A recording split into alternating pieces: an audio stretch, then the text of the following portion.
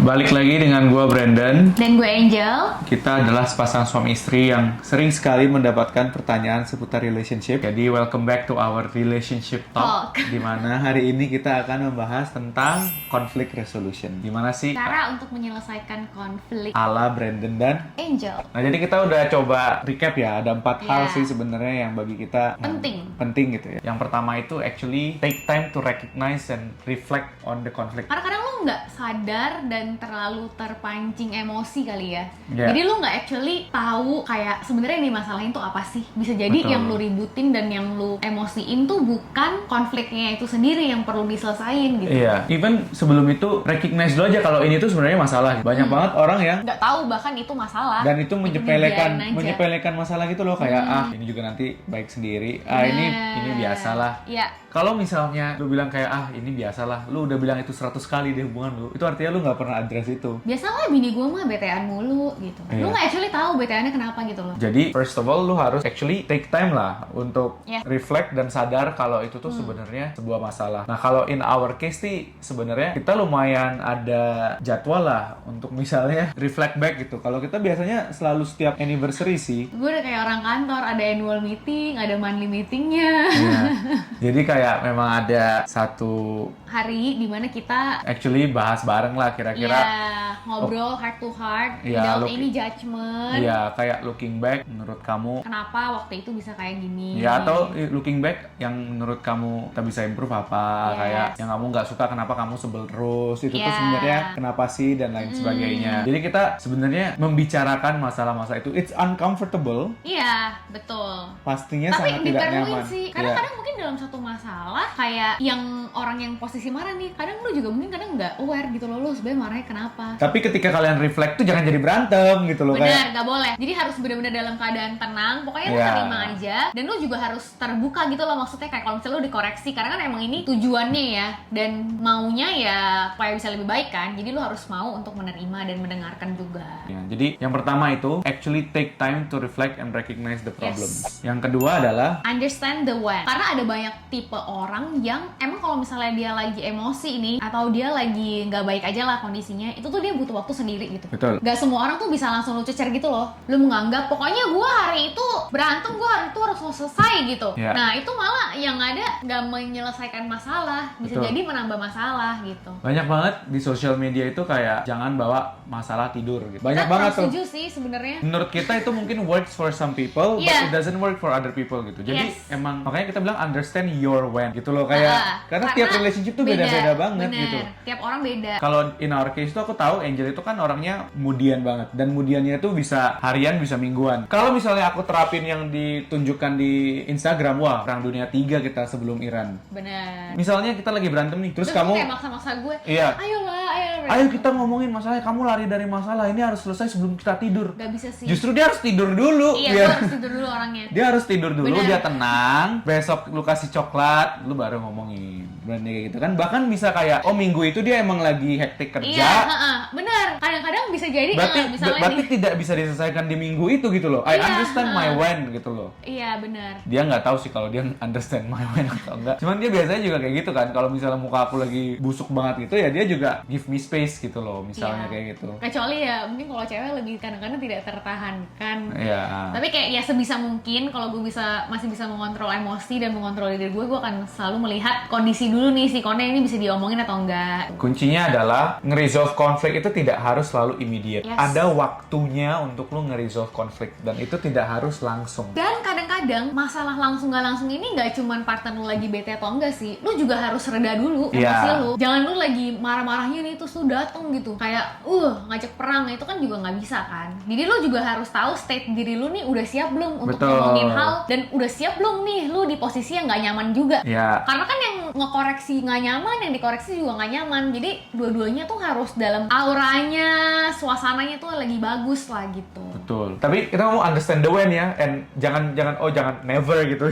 Iya. Lu tetap harus omongin. Harus dicari waktunya yang Iya, tepat. dan itu lu harus disiplin lah ibaratnya. Jangan, biasanya itu kebanyakan orang kalau udah reda emosi kan balik jadi lovey-dovey lagi terus nggak diomongin. Iya, terus ya udah nanti bilang aja dulu kan. Habis itu nanti yakin percaya sama gue kalau nanti itu kejadian lagi. Malah numpuk sebenarnya. Nah. Iya, jadi kalau kita, yaitu tips kedua adalah understand the when resolve conflict, dan itu berbeda untuk setiap pasangan. Next, nah ini yang menurut kita sangat penting. Jadi ketika kita berkonflik itu ya, itu kan ada POV-nya si istri, ada POV-nya si suami gitu ya. Pasti ada argumennya si istri, argumen si suami, pemikiran si istri, pemikiran si suami gitu ya. Yang paling penting adalah ketika berkonflik, yang harus menang itu adalah kita. Walaupun si Angel kalah, si Brandon kalah, tapi kita secara couple itu menang gitu loh. Kebanyakan tuh orang mulai dari misalnya pendapat gitu. Iya. Menurut lu tuh gimana gitu kan? Misalnya lagi ngobrol-ngobrol santai nih, tiba-tiba bisa jadi api gitu. Kalau misalnya dua-duanya mau sama-sama menang gitu loh. Padahal kan itu pendapat masing-masing pasti beda ya. Betul. Tapi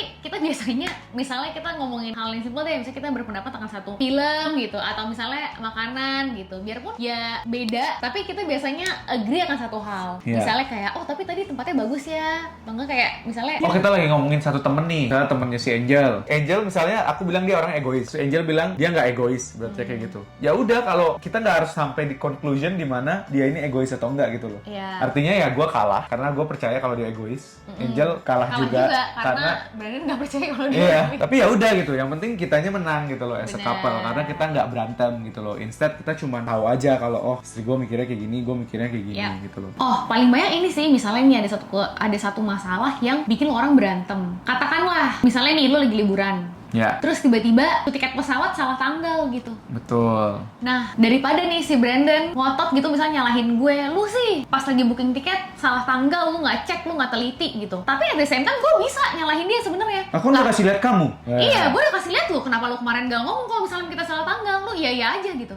Tapi itu kan lu punya responsibility, itu nggak akan ada. ada. Lu nyalahin satu sama lain, lu mendingan ya harusnya gue sadar gue salah, dan harusnya dia sadar harusnya gue bisa jadi orang yang Soalnya ngingetin. itu kemarin kita ada kejadian itu kayak jadinya bos kayak gini nih, aduh sorry nih aku nggak teliti, terus aku bilang oh iya sorry aku juga nggak ngingetin, kita berdua kalah, kita berdua salah, iya kan, tapi kita menang gitu loh. Karena kalau misalnya saling point finger pasti sama-sama defensif. Benar, pasti. Tapi ketika satu bilang kayak oh ya sorry aku kemarin nggak ngecekin, nanti dia bilang enggak lah salah aku, jadi malah malah jadinya kayak ya udah sama-sama menang. Nah, ini yang terakhir yang paling penting, komunikasi adalah kunci. Biarpun gue tahu susah banget karena gue juga tipe orang yang dari kecil tuh memendam perasaan dan susah untuk mengutarakan. Tapi semakin besar gue semakin sadar kalau misalnya semua masalah tuh biasanya munculnya karena gue diem. Jadi nggak nyaman gue buat ngomong, ya gue berusaha gitu loh maksudnya, buat tetap ngomong gitu. Biarpun gue mesti pakai nangis dulu, pakai apa gitu loh. Jadinya kayak tetap itu harus dikomunikasikan. Dan kalau ngomongin komunikasi sebenarnya ada satu teori, bukan S2 komunikasi. There is this theory sebenarnya the how is the message. Jadi tuh kalau misalnya aku ngomong aku suka kamu gitu. Kalau kamu aku tuh suka sama kamu. Nah, itu tuh jadi beda. The how is the message gitu. Bener. Oh, itu sama kayak. Jadi lu harus setiap kali lu berkomunikasi untuk conflict resolution, it doesn't matter your intention. Aku tuh orangnya emang kayak gini, ngomongnya teriak-teriak, tapi tuh hati aku baik. Enggak. Karena di saat lu bisa lower your tone ketika lu emosi, suami lu mungkin recognize istri gua nih actually udah lower dia punya ego. Nah, makanya kenapa menurut gua banyak orang juga yang lebih memilih dan sebenarnya lebih baik untuk ngomonginnya tuh langsung. Lu jangan pakai chat. Yang kayak banyak lu sering lihat kan memes yang bilang kayak cewek kalau maunya cowok tuh ngechat pakai emo-emo. Karena kan kalau di chat kan lu nggak tahu gitu loh. Oke. Biasanya orang baca chat tuh pakai moodnya dia. Kayak misalnya lu lagi bete nih, terus suami lu kayak ngetik gitu loh, nanti aku pulang malam ya. Pasti lu bacanya kayak nanti aku pulang malam ya. Lu bukan kayak nanti aku pulang malam ya. Nggak kayak gitu kan. Nah itu makanya kita juga hampir udah nggak pernah ngechat sih. Kalau ada apa-apa biasanya gue telepon aja.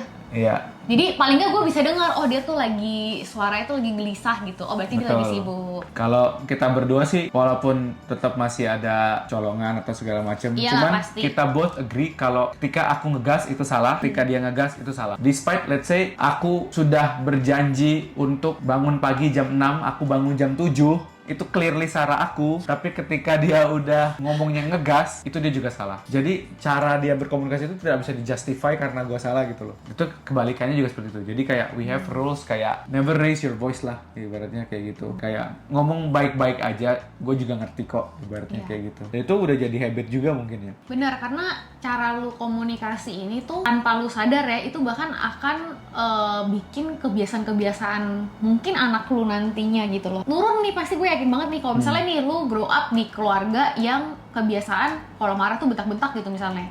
Lu pasti akan secara natural lu tahu cara marah itu tuh kayak gitu. Kalau misalnya lu grow up di keluarga yang emang soft spoken dari dulu, itu bersyukurlah kalau misalnya lu udah diajarin kayak gitu. Tapi kalau misalnya emang lu nggak grow up di keluarga seperti itu, berusahalah untuk memutuskan dan mengubah supaya nantinya generasi-generasi setelah lu tuh nggak kebiasaan buat ngelakuin hal itu gitu loh. Walaupun kita berdua sebenarnya datang dari keluarga di mana kalau ada apa-apa tuh marah gitu ya.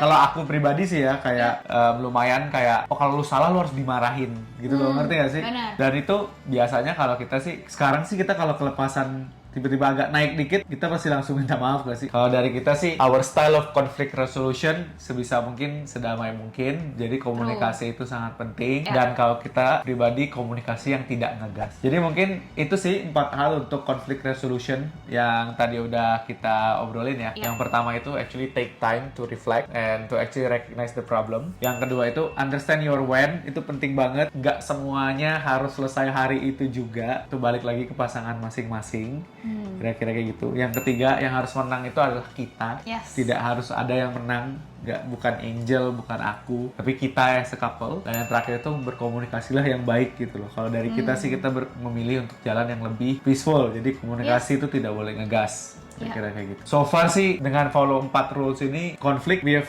been able to resolve a lot of conflicts lah between us gitu. Bukan berarti kita perfect juga, kita juga pasti ada. Justru semua hal yang kita share ini sebenarnya dari pengalaman yang kita yang kita jalani kali ya, yang kita lewati gitu loh maksudnya. So that's it for today's episode. Semoga ini membantu dan if you have any questions or anything that you want us to discuss, please feel free to comment dan juga jangan lupa untuk di-subscribe dan juga nyalain loncengnya, so if we upload any content you will know right away. So thank you so much for watching and bye bye.